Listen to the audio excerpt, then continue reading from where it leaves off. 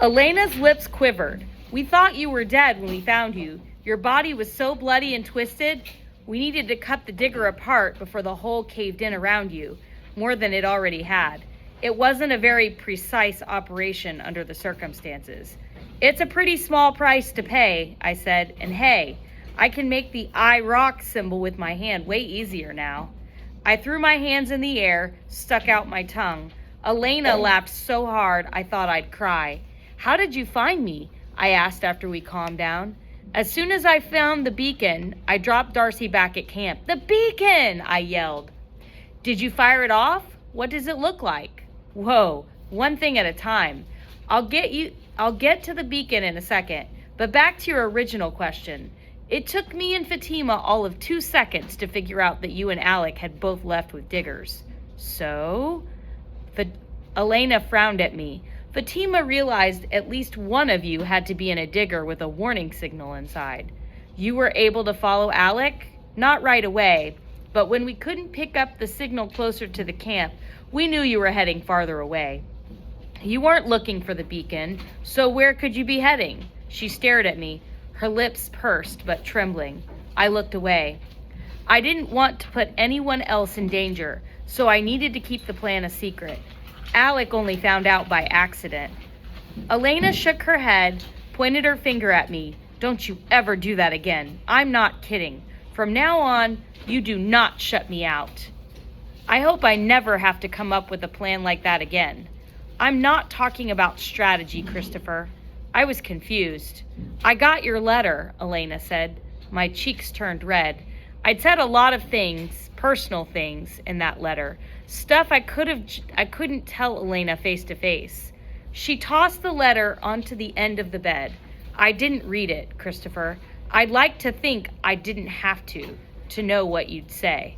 I took the folded paper in my hand and turned it over again and again.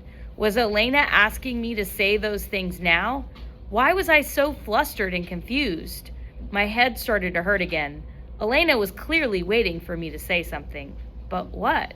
The door slammed and Pavel ran into the room. Guys, there's a signal coming from Earth. Then he ducked back into the hallway. The door swung on its hinges. I turned to Elena, but the moment had passed. She was standing, smoothing her shirt front. She didn't look at me. We did find the beacon. It wasn't a pie with whipped cream. Darcy was very disappointed. Which sequence was right, yards or miles? It's always about the codes with you, isn't it? Not surprisingly, given your love of threes, Tunnel 3 was the starting point, she added, shaking her head, and it was definitely miles. If it had been yards, we'd have found you and Alec before the attack. So what was it like? It was more like a giant series of connected discs very close to the surface. The numbers in the squares turned out to be the code that activated the emergency signal. We triggered it 2 days ago after we were certain all the landers had died in the explosion. The signal has been going out ever since. Of course, the blackout only ended today. Today? I'd been out cold for nearly 2 weeks. I struggled to get up. Elena put a hand on my shoulder. I'll go get a wheelchair. We should all hear this message together, she said. She left. I went to put the letter on my bedside table. Elena's picture was there, burned a bit around the edges and ripped and taped back together. I tossed my letter to the side. I resolved to tell Elena what was in the letter as soon as she came back. The door swung open again. Elena, It wasn't Elena, it was Mandeep. Elena followed behind her, pushing a wheelchair. I shut my mouth and closed my eyes. Idiot, I thought again. This was not a good idea, Mandeep said. He shouldn't move too much. Elena rolled her eyes. I'm in charge here, and I demand to be let go, I said. I'm not taking a vote. Mandeep looked angry, but she and Elena eased me out of bed and onto the wheelchair. It hurt a lot.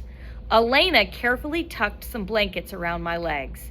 I tried to grab her hand to try to send her some kind of signal, but she quickly walked around behind the chair and began to push me down the hallway.